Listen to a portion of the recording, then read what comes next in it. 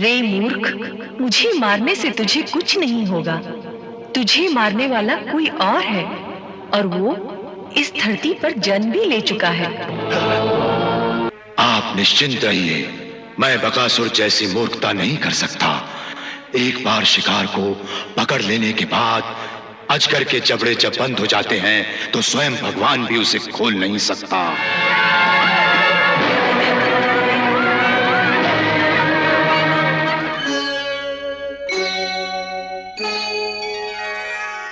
हमने एक से एक बड़े मायावी को वहां भेजा।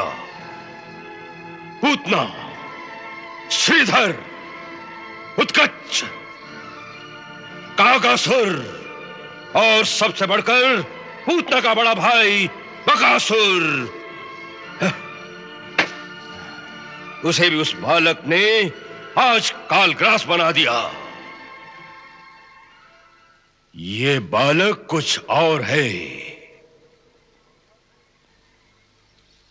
चाणूर, तुम्हें याद है? याद है तुम्हें? देव की कन्या ने उस अष्टभुजा देवी का रूप धारण करके क्या कहा था? रे मूर्ख, मुझे मारने से तुझे कुछ नहीं होगा। तुझे मारने वाला कोई और है और वो इस धरती पर जन्म भी ले चुका है। हे मंद बुद्धि दुष्ट, तू व्यर्थ विचारी देवकी को कष्ट मत दे। वही तेरा संहार करेगा। हार करेगा, हार करेगा, नहीं! हार करेगा, हार करेगा, हार करेगा, हार करेगा, हार करेगा।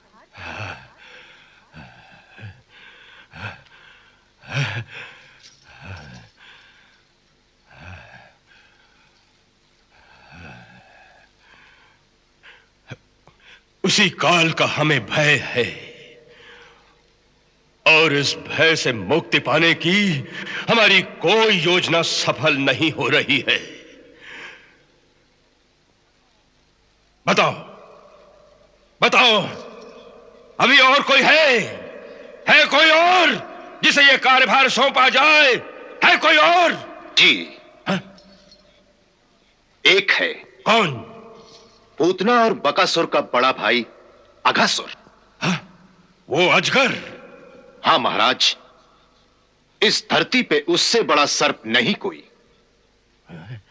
और वो मायावी भी है। वो इस कार्य को अवश्य पूरा कर सकता है। तो बुलाओ उसे, बुलाओ। कहां है वो? कहां है वो? अघासुर!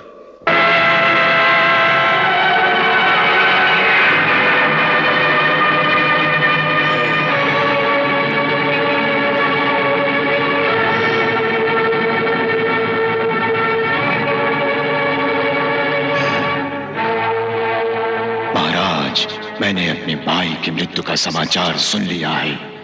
मेरे अंदर इस समय प्रतिशोध की ज्वालाएं भड़क रही हैं। मुझे आज्ञा दीजिए कि मैं उस बालक का भक्षण करके अपनी बहन और भाई की मृत्यु का बदला ले लूं।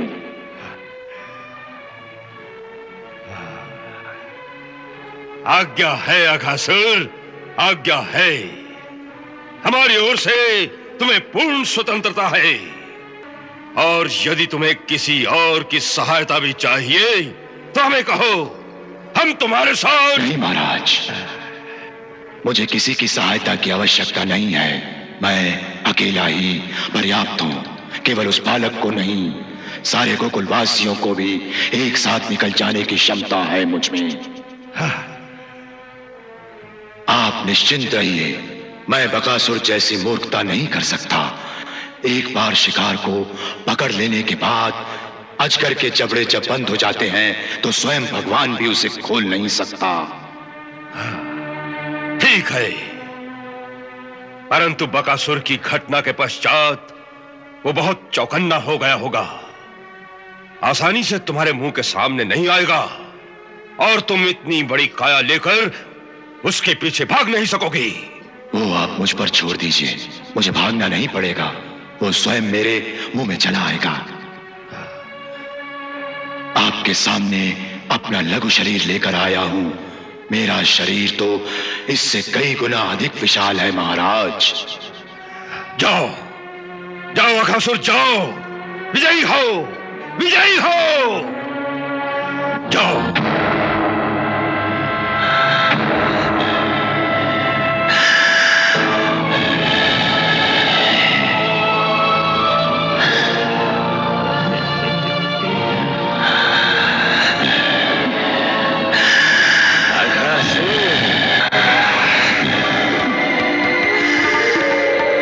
हाथी घोड़ा पाल की जय कन्हैया लाल की, हाथी घोड़ा पाल की जय कन्हैया लाल की, हाथी घोड़ा पाल की जय कन्हैया लाल की।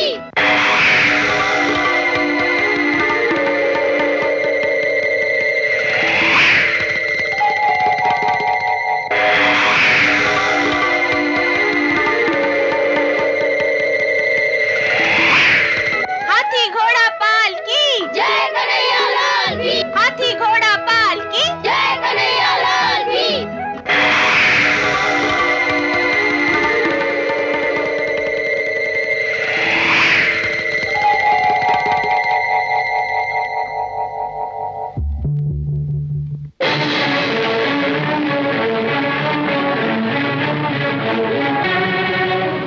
अरे इधर कहाँ आ रहे हो? देखते नहीं हमारे सेनापति की सवारी जा रही है। उधर जाओ, उधर। अरे जाओ। अरे आओ मैया।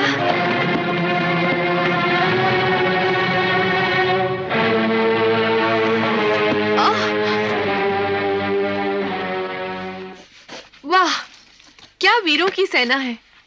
2 बछड़ों से डर के अपने सेनापति को भी फेंक कर भाग गए। वाह वाह, जो अपने सेनापति की रक्षा नहीं कर सकते, उनकी रक्षा कौन करेगा?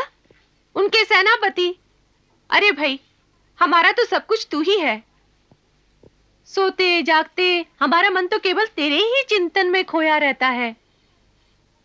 रात को भी सपनों में तू ही हमारे साथ होता है। फिर हमें अपनी रक्षा की चिंता क्यों?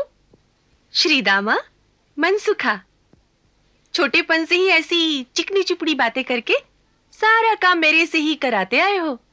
यहाँ तक कि तुम्हारे लिए मैंने चोरियां भी की। अच्छा कोई बात नहीं, मेरे आश्रय हो तो सारा काम मैं ही संभाल लूंगा। परंतु इतना काम तो करो कि अपने सेनापति को भूखा ना मारो। देखो दोपहर का समय हो गया है। चलो खोलो सब अपनी अपनी गठरियां, भोजन तो कर ले। जो आज्ञा सेनापति जी। हाँ, अरे ये गुफा कहाँ से आ गई?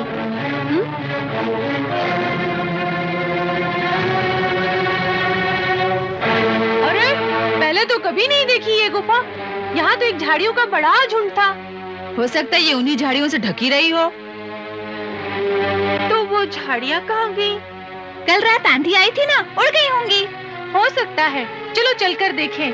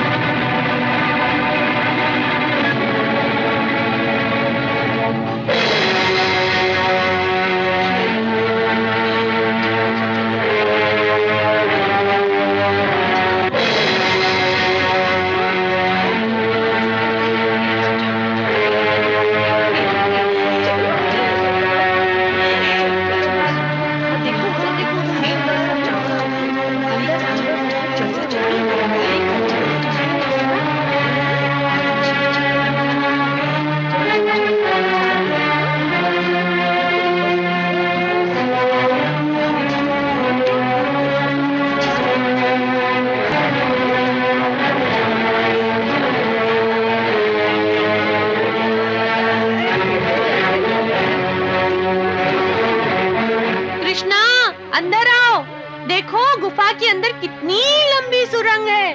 अंदर आओ, अंदर आओ।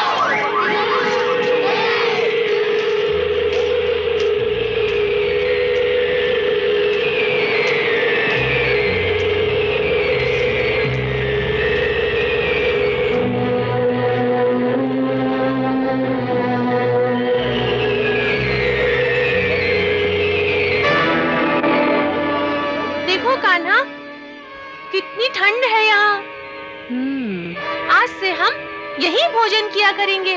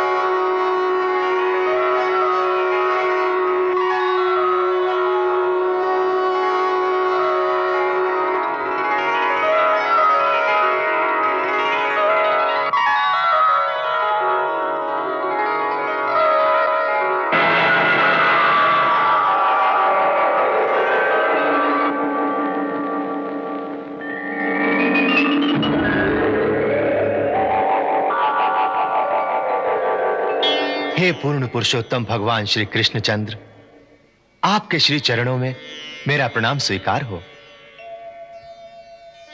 हे परब्रह्म, आपकी अनुपम दया से आज कई युगों के पश्चात मैं महर्षि अष्टावक्र के शाप से मुक्त होकर आप जगदीश्वर की वंदना कर रहा हूं।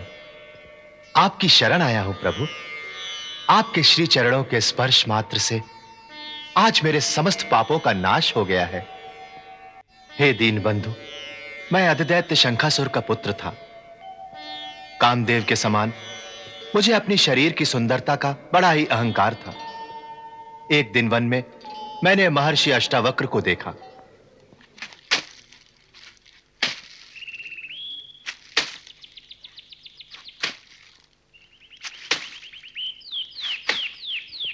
उनके टेढ़े मेढ़े शरीर को देखकर मैं अपनी हंसी रोक न सका।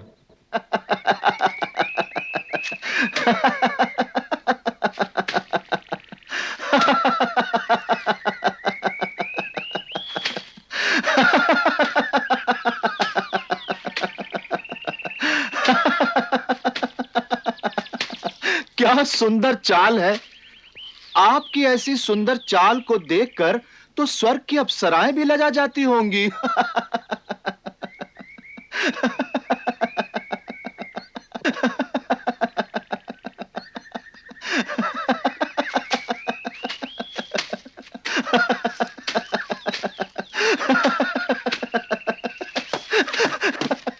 वाह वाह, क्या लचकीली कमर है।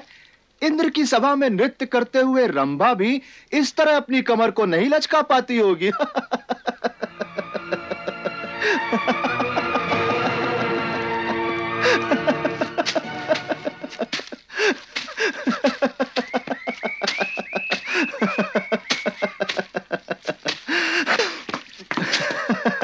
मैंने कहा, ये कुसुम लता की बेल की भांति बल खाती ये सुंदर और लचकदार कमर किस दुकान से लाए हो भैया? हमें भी उसका पता बता दो।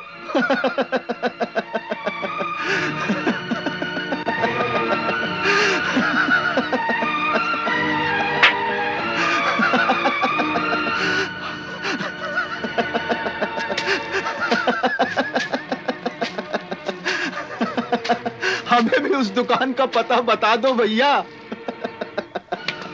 हाँ हाँ, बता दो, हमें भी उस दुकान का पता बता दो। बता दो भैया।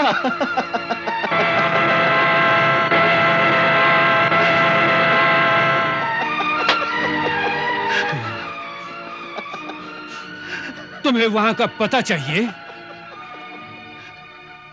वो दुकान है भगवान की।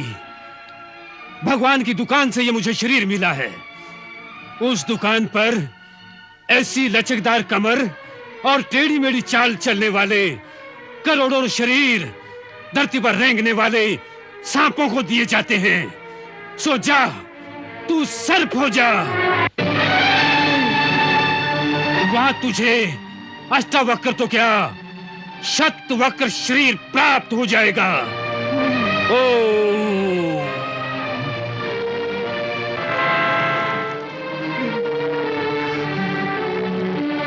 तुम सर्पो भव दुर्भते। क्षमा महामुनि, मुझे क्षमा करे। मैंने सिर्फ विनोदवश होकर आपका अपमान किया है। इतनी छोटी भूल के लिए मुझे इतना बड़ा दंड न दें। यह भूल छोटी नहीं है असुर कुमार। संसार में प्रकृति के नियमानुसार किसी को काला, किसी को गोरा, किसी को सुंदर, किसी को कुरूप, किसी को स्वस्थ, किसी को कोढ़ का मारा हुआ शरीर मिलता है। इसे प्रभु की लीला समझकर किसी कुरूप व्यक्ति को देखकर उसका परिहास कभी नहीं करना चाहिए। यह महापाप है। याद रखो, प्राणी सुंदरता और कुरूपता की पहचान उसके विचारों और कर्मों से होती है, शरीर के रंग रूप से नहीं। क्योंकि शरीर को काट कर देखोगे तो सबका शरीर अंदर से बहुत गंदा होता है। इसीलिए अपनी सुंदरता के अभिमान में कुरूप को कुरूप लंगड़े को लंगड़ा या किसी काने को काना कहकर उसकी हंसी उड़ाने से उसकी आत्मा को जो पीड़ा होती है, उसके अंतर में जो वेदना होती है, वो महापाप है और उस पाप का दंड बड़ा भयंकर होता है। परंतु आप तो महात्मा हैं, क्षमा मूर्ति हैं। मुझ अज्ञानी को क्षमा कर दीजिए, क्षमा कर दीजिए ना, क्षमा कर दीजिए। फिर जीवन भर ऐसा पाप नहीं करूंगा। शरणागत की रक्षा कीजिए। महात्माओं का हृदय तो बड़ा कोमल होता है।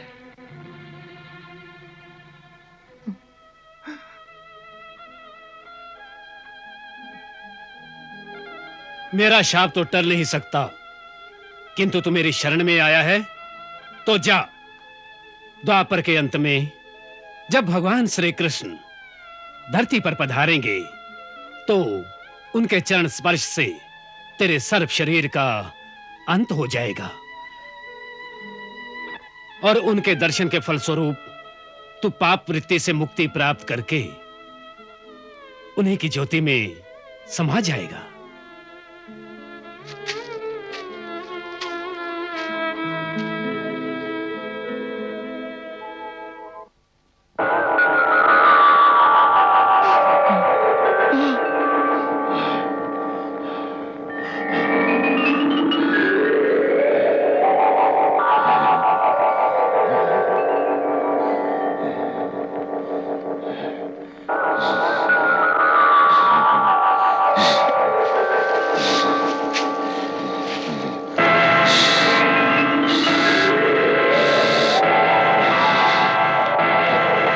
आज मुनि का वचन सत्य हो गया। प्रभु, आपके दर्शन से मेरी वृत्ति अहंकार रहित हो गई। अब इस अकिंचन आत्मा को आपकी चरण रज में विलीन कर लीजिए। समस्त प्राणियों का शरीर अहंकार से निर्मित एक बुलबुली की भांति होता है, जिसमें मेरा प्रतिबिंब ही जीवात्मा कहलाता है। जब अहंकार का नाश होने से बुलबुला फूट जाता है, तब वो प्रतिबिंब वापस अपने बिंब में विलीन हो जाता है। इसी को मुक्ति कहते हैं। मेरे ही संकल्प से समस्त प्राणी मुझसे ही उत्पन्न होते हैं और अंततः मुझ में ही समा जाते हैं। अतः तथास्तु।